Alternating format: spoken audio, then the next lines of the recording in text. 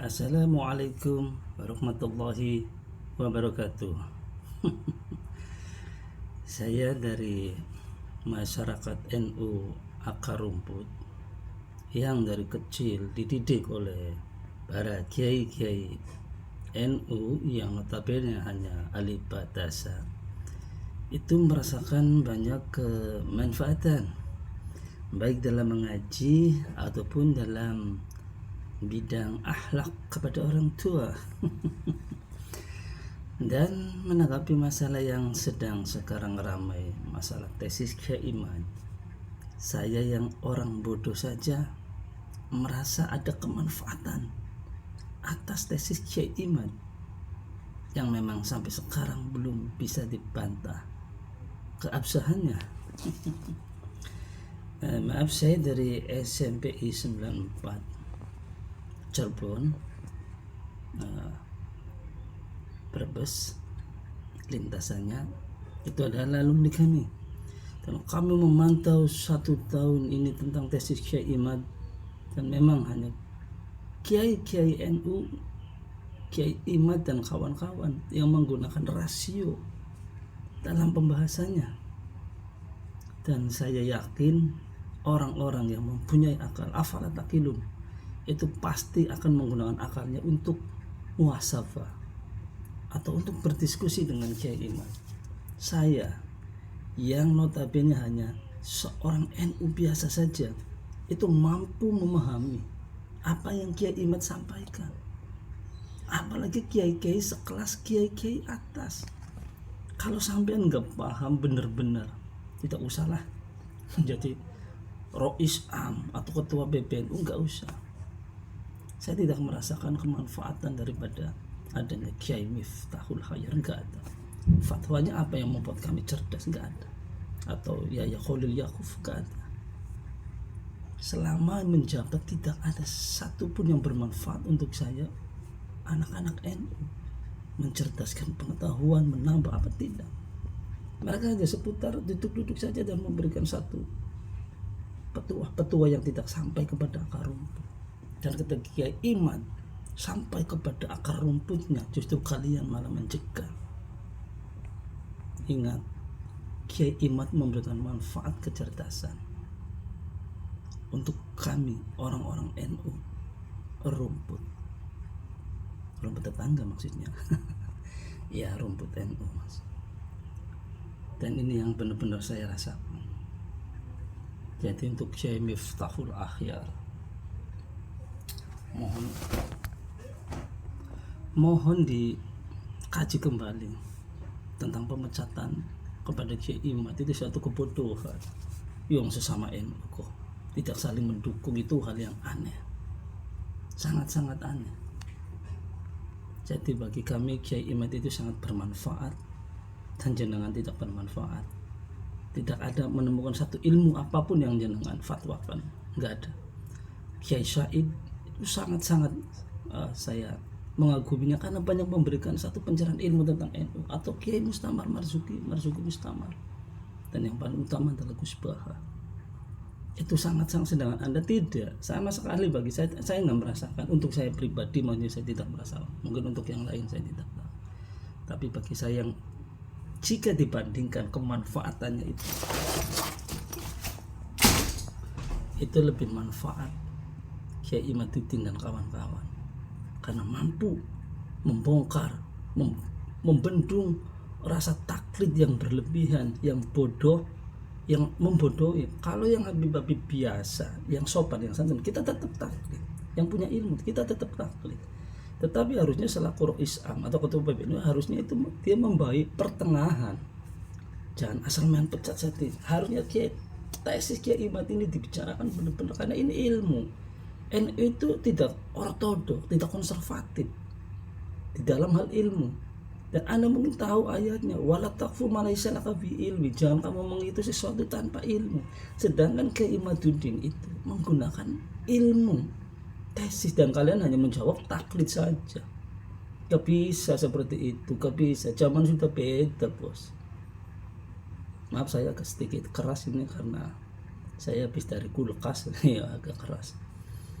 Dan saya kira Kiai Imad ini menjadi pencetus untuk kami para NU tetap mencintai Kiai Nusantara dan tidak taklid buta kepada para habaib yang menjelekkan Dzurriyyah Rasul. Dan andai kata Mbak Alawi ini memang bukan keturunan Rasul dan mengotori keturunan Rasul dengan tingkah lakunya di sebagian daripada Habib Pak Alawi itu, maka jenengan para pembela orang-orang Pak Alawi dan Kiai Miftahul Akhyar dan Kiai Khalil Yaakub, maka jenengan bertanggung jawab jika nasab Rasulullah terkotori oleh orang-orang seperti ini. Kelak di hari ila yaumil qiyamah, Rasulullah akan menanyakan kenapa kalian diam saja, sedangkan itu adalah pembahasan ilmu. Itu yang harusnya jenengan camkan. Orang sekelas saya saja bisa menelaah ilmu daripada tesis Kiai Imad. Tidak membabi buta. Saya tidak benci Habib, bukan. Tapi kita harus menggunakan pikiran, kecerdasan, brain. Imam Syafi'i beda dengan Imam Maliki, biasa saja. Imam Hanafi dengan Imam Syafi'i biasa saja. Tidak seperti kalian, harus ada pembahasan. Kalau ada perbedaan, ayo basul masail tentang tesisnya Kiai Imad seperti apa, boleh.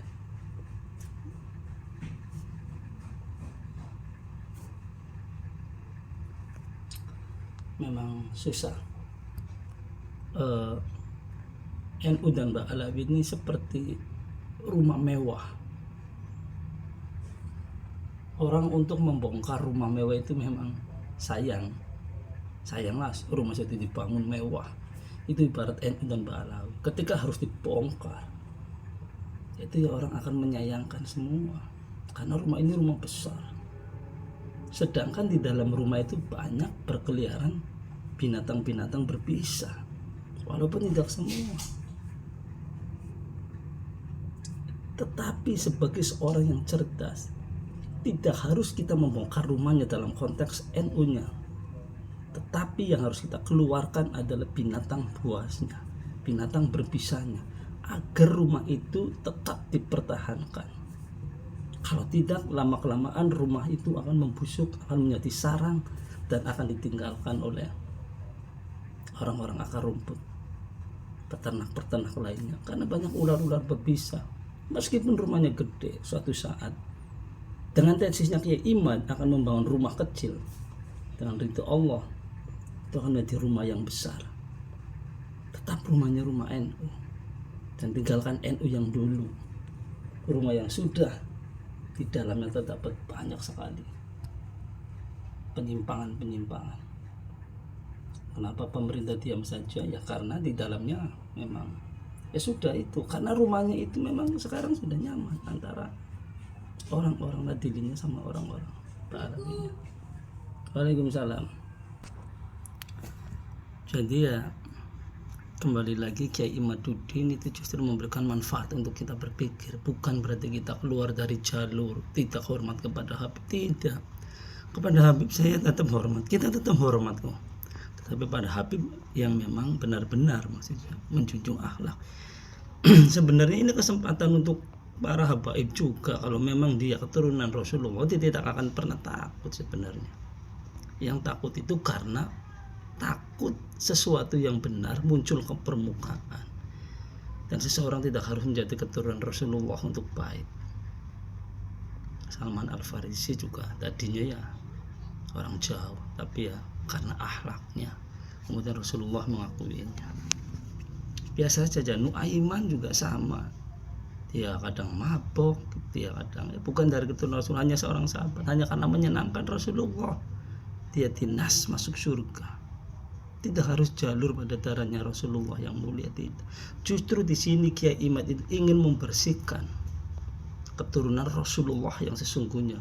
Seandainya jenengan nanti ada kebenaran bahwa orang-orang tersebut bukan keturunan Rasulullah, sedangkan jenengan mendiamkan saja Kiai Akhyar, Kiai Miftahul, maka Anda bertanggung jawab.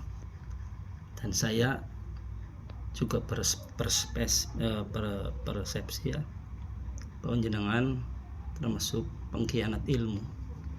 Kalau jenengan berilmu, punya kompeten terhadap ilmu, maka bersama-sama dengan Kiai Imaduddin membahas, andai kata salah, Kiai Imad akan taklid. Saya juga sama. Saya bukan pembela Kiai Imaduddin, bukan. Saya juga bukan pembela siapa-siapa. Hanya saja menggunakan akal dan pikiran kita. Masa ada keturunan Rasul, keturunan Nabi yang mulia dengan akhlak yang begitu mulia dikotori dengan aktor-aktor Ba'alawi yang menyerobot istri orang lain, menyerobot harta orang lain, membabi-babikan Kiai Ma'ruf Amin. Apa kalian diam saja? Gus Dur dianggap buta. Aneh pada kalian, itu aneh. Ketika Kiai NU dihina, kalian diam saja, kami memanas. Tapi ketika ada tesis hanya untuk menguak kebenaran saja, sampai tidak bisa adil. Lalu bagaimana jenengan bisa menjadi ketua PBNU, Rois Am NU? Nggak bisa. Ini adalah risalah dari saya, orang-orang kecil NU, untuk Kiai Akhyar dan Kiai Khalil Yakuf Yahya Yakub, agar kembali mempertimbangkan segala keputusannya itu. Karena NU itu bukan hanya milik orang-orang pintar, bukan milik orang-orang yang sederajat dengan panjenengan, tapi NU itu milik umat. Kami termasuk orang-orang biasa juga adalah NU. Tapi kewajiban seorang PBNU ketua adalah mencerdaskan kehidupan bangsa. Itu yang paling utama. Camkan. Jika jenengan punya hati, jika jenengan punya ilmu, jenengan akan berbuat, merespon, memflashback kembali apa yang telah jenengan lakukan tidak adil kepada Kiai Imad. Sudah. Saya dari komunitas SMPI 94 Brebes, lintas Cirebon. Ada kata, ada kesalahan, saya mengucapkan maaf yang sebesar-besarnya. Semoga semua ini menjadi pelajaran. Kita tetap bersatu. Islam harus tetap bersatu. Tidak boleh ada perpecahan. Hanya beda pendapat itu sesuatu yang wajar, sesuatu yang di dalam dunia apapun, perdebatan, diskusi itu ya hal yang biasa. Jika ketua PBNU menanggapinya dengan serius, maka itu suatu kebodohan saja. Karena sama-sama anak NU, sama-sama generasi NU. Semoga menjadi pelajaran untuk kita semua. Semoga kita tetap mencintai ulama-ulama yang mengajarkan kita mengaji dari awal, dari alif batasa sampai ke Al-Quran. Itu yang disebut manfaat. Assalamualaikum warahmatullahi wabarakatuh.